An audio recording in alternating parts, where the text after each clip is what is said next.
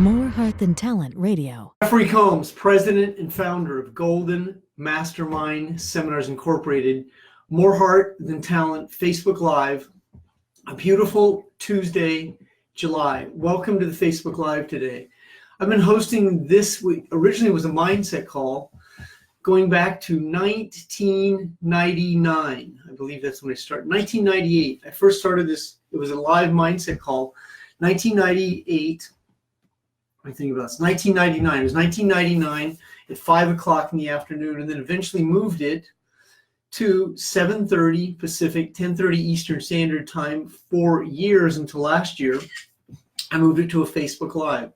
So we have a half-hour More Heart Than Talent Facebook Live today. Topic for today's call, this is an exceptional topic, is letting go of unresolved anger. Now, if you have the book, The Anger Factor, that I wrote in 2017, that will give you some good insight about the call. I also have recommended for years a book called Angry All the Time by Efron and Potter, a book that I started reading in the early 2000s. So anger is going to be based on unresolved issues, violations, transgressions, events that shape your feelings. And if you are serious about letting go of anger, then the content I have for you will give you great insight into the cause that creates the effect of why you do what you do. Now, there are more than one form of anger. There's resentment. That's a much more deeper, abiding type of anger that's held on to. Anger oftentimes is an aggression. It's a pissed off type of feeling. It's an I'm angry. I'm so angry at you.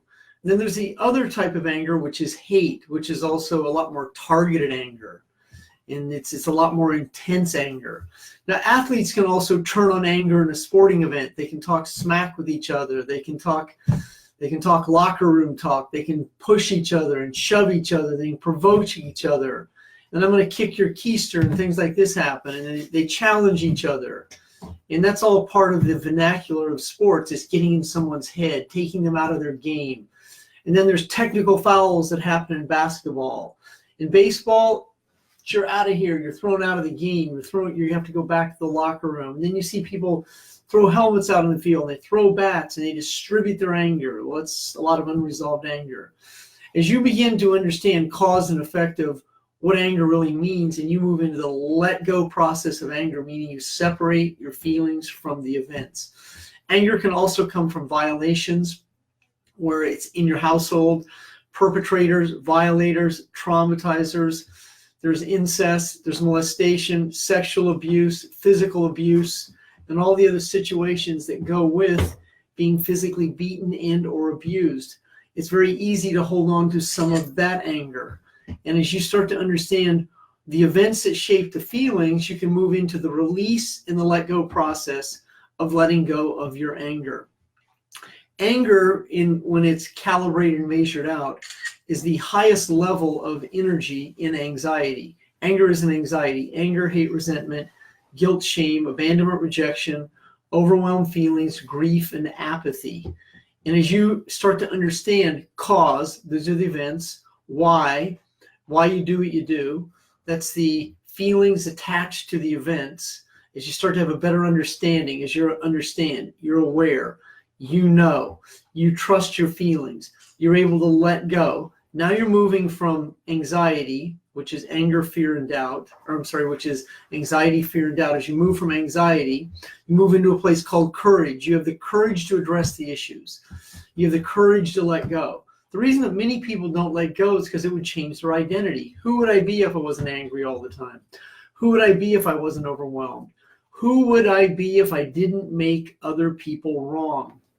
A lot of anger is also based on being right. Many people would rather be right than they would be rich. Many people actually set you up to fulfill their anger so they can be angry. They require that conflict. A conflict consciousness is how many people operate in their anger. They be and stay angry all the time. How many of you grew up with angry parents or an angry parent? Or here are the terms that happens when you grow up with these type of people. I had to walk on eggshells, pins and needles. I was worried all the time. It was an unpredictable household. I never knew what to expect. There was the good dad and the bad dad. There was the drunk mom and the happy mom. I mean, this is some of the situations that happen that creates our own fight or flight. So if you grow up with people who are passive aggressive, it becomes confusing to us. And we live in this fight or flight state, in this unpredictability, which then creates a neurochemical dependency to a set of feelings that we become emotionally addicted to. And if you are one of these people who had to take care of one of these angry people, there's a high probability that that becomes part of your identity as you lose your innocence as a child, being a caretaker, which now can create codependence. And you could frequently attract your reality these people to fulfill these feelings. Now, once again, as you start to understand a better understanding, better awareness of why you do what you do, then you can separate these feelings. The separation means you let go. Letting go is non-linear. It's not physical. It has no shape. It has no form. Does have a definition, and the definition is the separation of the feelings from the events that are unresolved. But if you continue to live in unresolved anger, your body will run your brain, and then you will blow up. You'll lose your composure.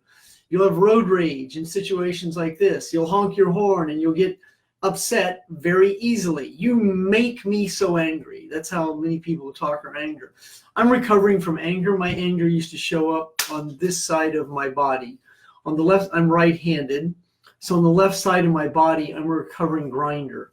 I would TMJ. I would grind my teeth at night, especially in early sobriety, because as I became clean and sober, I didn't have the alcohol to take the edge off. So when I would go to sleep at night, I would bring this edge that I had left over from the unresolved issues that I didn't understand, I wasn't aware of, didn't really know. And as I was moving into recovery, without the alcohol, the drugs, or the other situations that I would use to medicate my low self-esteem, my emotions that was driven by anger had nowhere to go. And when I'd go to sleep at night, I would toss and turn, and I'd wake up with a headache, primarily from C1 and C2, the atlas and the axis and the upper cervical spine. And I would go to a chiropractor, I would get adjusted, but they would pop right back out very quickly because of the unresolved issues, specifically anger that I was holding on to. When we hold on to what we don't know, that's denial. I don't know. I don't understand. My whole childhood was blur. I don't understand why I do this. I'm not clear on why I do this. Clarity is what can allow you to have definite purpose. When you start to have clarity, now you know. When you move into recovery in a place called rigorous honesty, you become honest. I am honest. I understand. So when you move into acceptance, you accept that you have anger issues and that you're committed to releasing your feelings about those events.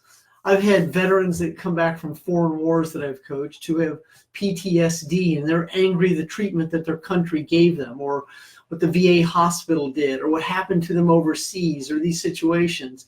And it's very common for these patriotic veterans to come back and feel like they've been violated, or feel like they're injured and traumatized. And I have a lot of compassion for these men and women who stood the gap for our country. And they feel like a lot of times they don't get the respect they deserve. And that's why we have Veterans Day, and that's why we have some of these holidays to really represent these people. And many people come back from these situations and they're traumatized. And that's what happens to a lot of really good people. They don't understand the traumas that they endured, and then they repress their feelings over the top of them, not really understanding why they do what they do, and then recreate the same situation over and over to fulfill the feelings. That is what an addiction is. Now, if you've not joined my newest group called Sobriety Consciousness, that's a page that you can join. It's a closed group. I will obviously accept you like this. It's a group that you can see a lot of great content from people who are in sobriety, in recovery, in consciousness, in the let go process. There's some very prolific writers who are sharing some of their feelings. There's a lot of vulnerability in that group about how people are in the process of letting go. And if you're committed to that process, then you will be in this state of recovery for the rest of your life. Now, what happens is you move into sobriety, recovery, and especially consciousness. Now, that's what will begin to change your emotional vibration. That's what will change your flow. That's what will change who and what you attract. It can be instantaneous, can also be gradual, especially as you have a better understanding. When you let go of trying to make sense of it, when you're no longer trying to make sense of the situation and you move into the understand part, that's acceptance. Is you're able to accept the events that happen, accept the transgressions you created. Is you're able to forgive yourself for the situations that you created. Is you understand that you're a chronic sabotager. Is you understand that you're an overwhelmed overwhelmer. Is you understand that you're a chronic avoider and you accept that. Now you can move into the release and the recovery portion of that. Instead of saying, I don't know, I don't understand. My whole childhood was a blur. I don't know what to do. I don't know how to act. What do you think I should do? I can't make sense of this. When you talk in this addict talk, this communication of non-committed addict talk, you're paralyzed. You can't move forward. All you can do is stay in a place called doubt. You can read the books, you can go to the meetings, you can go to the events, you go to the rallies, you can go to the conventions, but if you don't produce, it's because you have deep-seated anxiety about not being good enough. And then if you can't find somebody to get angry with, you'll get angry at yourself and then you'll criticize yourself. If you can't find someone to reject you, you'll reject yourself. And this is what happens to a lot of really, really good people who are in a low level of recovery state. Now that happens real early in early recovery, but if you're seeking a quantum leap where the sum is greater than whole of parts, 2 plus 2 equals sobriety, 2 plus 2 equals recovery, 2 plus 2 equals consciousness, 2 plus 2 equals 16, quantum leap, sum greater than whole of part, well, this is the content that will assist you to have a better understanding, a better awareness of why you do what you do. I coach addicts every single day, 12 to 14 hours. Now, they don't come to me as addicts. They come to me because they typically want to build a business, not really understanding that the emotional addictions that they perpetuate over and over to fulfill a set of feelings. As a recovering addict myself of drugs, alcohol, sex, and codependence, those are the 4 main addictions. And I would part-time be a chronic debtor in certain situations. And then I also had narcotics challenges as well. So there's 6, but really those 6, the law of 6 breaks down to the law of 1. So I would use 6 different forums to perpetuate my addictions, but those addictions are all a direct reflection of a series of events that I would hold on to not feel good enough, sabotage myself, start over so I could create the neurochemical high of hitting rock bottom, then going somewhere up into the middle and then dropping back down.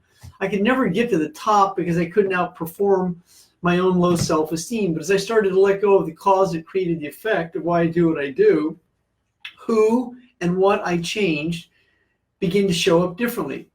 Now, I'm from a small town in Iowa, 7,500 people, Clarinda, Iowa, right outside of Omaha, Nebraska, right below Omaha, above Kansas City, Missouri, about 2 hours from Kansas City, hour from Omaha, a little tiny town, county seat of Page County, Iowa. 7,500 people, small high school, small town boy, hay rides, country music, country rock, Leonard Skinner, Bob Seger in the 70s. Vietnam's war is over. I know that I don't want to have a job. I go to college, State University, Northwest Missouri State University.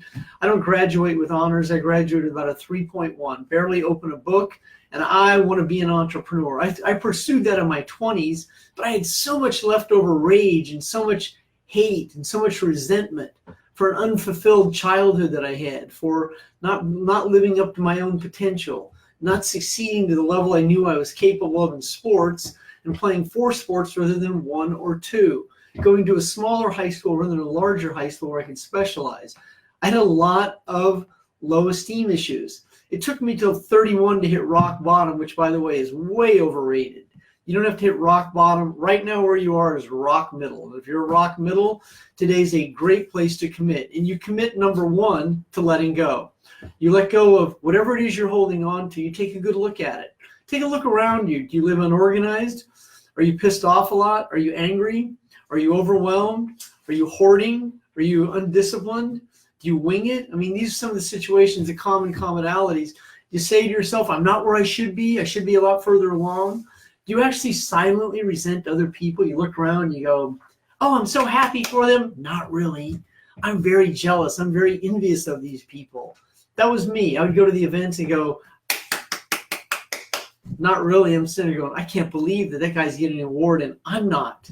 I'm better than him. And I would sit there in envy and jealousy and hate, resentment. You go, okay, I'm going to go back and I'm going to succeed if it kills me. Scars are souvenirs you never lose. The past is never far. That's a quote from the Goo Goo Dolls, the song. I didn't understand the let go process, and you let go of your anger. And the person you're usually the most angry at is you. You may not recognize it, but you know deep inside that you're not living up to your potential. You know it. You know it because your bank account reflects it. You look around and you go, oh, wow, I have no assets. And I have a lot of debt. I mean, you know it. You know somewhere inside you that you're not remotely living up to that person you can be, and that pisses you off. You know that does. Well, you don't turn on that energy. Anger is not the energy that you require to produce from. You require to produce from peace, because peace is power. I used to say, I'm going to succeed if it kills me. It almost did. It exhausted me. And what it did is I kept blowing my neck out every day, meaning that C1 and C2 would go out like this 2 and 3 times a day, which would relegate me to having migraine headaches, so I'd have to overcome the headache. It was just another hurdle I had to overcome. I became the obstacle chasers. I would create my own obstacles to overcome them, to fulfill the neurochemical high that kept me angry. What was the major breakthrough for me? Once again, I hit rock bottom again. I hit rock bottom more than one time. I hit it as an addict, then I hit it financially, where I ended up $100,000 worth of credit card debt.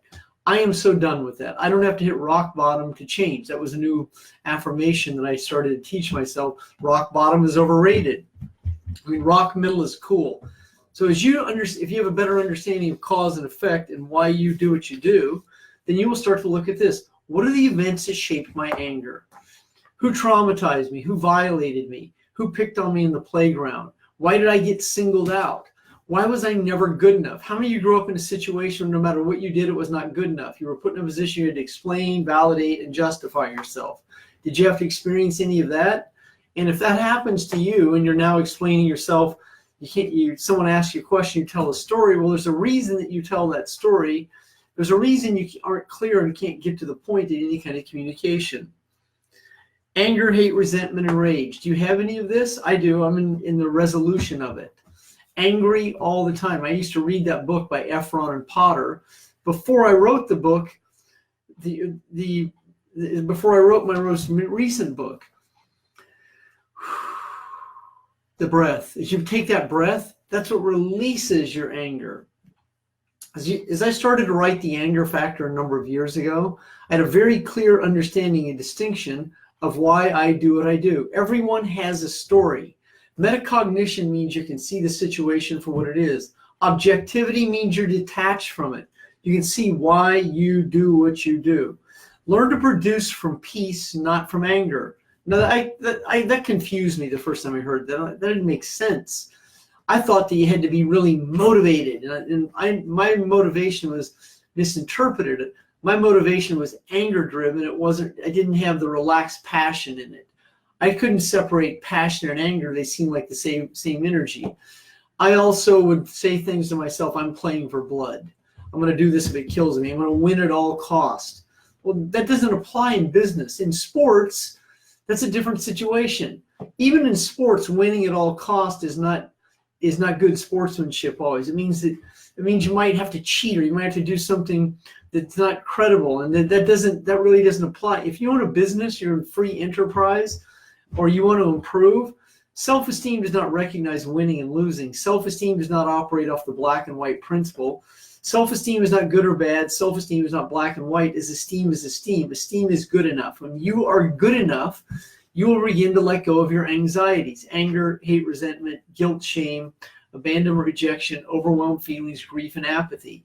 And as you move into that state, that letting go process, that's what changes your energy. That's what changes who and what you attract. When you're worried all the time, that means you're trying to control outcomes that haven't happened. It means you're worried about how people perceive you. You're worried about people are going to reject you. You're worried about how people are going to come across. You're worried about offending people. You're worried about making mistakes. That means you're in a very overwhelmed, mixed message, transmuting a set of feelings that are very unhealthy and will keep you perpetuating the same situations over and over. Now, many of you have heard me say this. I am no longer the mind-body connection to the events that shape the feelings. What that means is that you're no longer the events. You're not holding on to the events, so you don't recreate the events over and over to fulfill the same feelings. It means you're not worried about getting in trouble, making mistakes, being in conflict with people, being held to task, being asked the same set of questions over and over and over. As you begin to let go, you begin to free yourself up and you go, I am me, I am free. You become shapeless, you become light, you become energy, you become the source that people can gravitate and magnetize to. But when you're worried about keeping the team, that I'm going to build it and the team's going to fall apart, I'm going to build it and it might not last. This is going to happen when you talk in these kinds of riddles and create these kinds of situations. That gives you permission to avoid success while you're really avoiding failing. Now, what many people do is they have so much anxiety about failing that they avoid success, and they have so much anxiety about failing that they avoid success, and they have so much anxiety about success that they avoid failing. They can't differentiate between the two, and it just keeps them overwhelmed. And unfortunately, that's what a large percent of society continues to perpetuate. A lot of great people on the call here today, or in the video here today. This is Randy Henning. Good to see you, Randy. Chip Solomine. Megan, good to see you. Carmel, good to see you. Jimmy Miller, good to see you here watching the content. A lot of great people. So many of you that have anger issues, I know I did, do, and in the process of releasing. Anger is based on a series of events that we hold on to. Usually traumas, we don't get the promotion, we get violated, people take advantage of us, we're nice guys, we do a lot for other people, we don't get the rewards and recognition we feel we deserve, our talent goes unnoticed, unrecognized, we never seem to get the girl, the guy, the gold, the medal, the reward. We focus on these situations, which keeps us disappointed and keeps us angry. As you learn to let go, letting go means I'm no longer angry. It means you focus on this. You put a relaxed focus in it. I understand I have anger issues. I'm in the process of recovery and letting go of these issues. So instead of reacting to the stimulus, you teach yourself how to respond to it. You do this by a longer breath cycle, recognizing why you do what you do, moving into a state of recovery where you're able to not fall forward into it. You're able to detach from the feelings that would keep you perpetuating the same situation over and over. The how do I let go of anger? First of all, you recognize cause of anger, what anger is about. You accept the fact that you have anger. You forgive yourself and others for the situations you created that keep you angry. You own your own feelings. You be rigorously honest on why you are angry. And then most importantly, you stop setting other people up to make you. People don't make you angry. My good friend Pat Mesiti once said that people don't spit on you to make you mad, they spit on you to make you wet. Now, when you understand what that actually means, it means that you will stop setting yourself up to get angry. And instead of getting angry, you'll learn to neutralize people and situations so you're not trapped in these conversations you're in that lead your anger issues. And you'll also learn to not take things so personally. So if someone cuts you off in traffic, and I mean, they may have violated your space a little, but it really doesn't merit you running them down and kicking their ass. I mean, that's taken it to a degree that isn't really worth the energy. And the more you understand the mind-body connection to these events, then you'll separate your feelings from the events, and that's what the let go process is. Anyone who's watching this Facebook Live and you haven't taken advantage of a free 20-minute coaching assessment, feel free to send me a message in Facebook Messenger, and I'll return that message as soon as possible.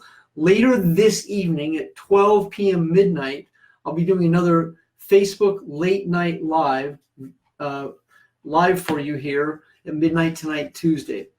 That's going to wrap up today's portion of letting go of unresolved anger. The Anger Factor is the breakthrough book that I wrote in 2017. You can find that on my website, goldenmastermind.com. I'll be in Greenville, South Carolina this Saturday. I want to thank my good friend Bridget Bartley for hosting that event.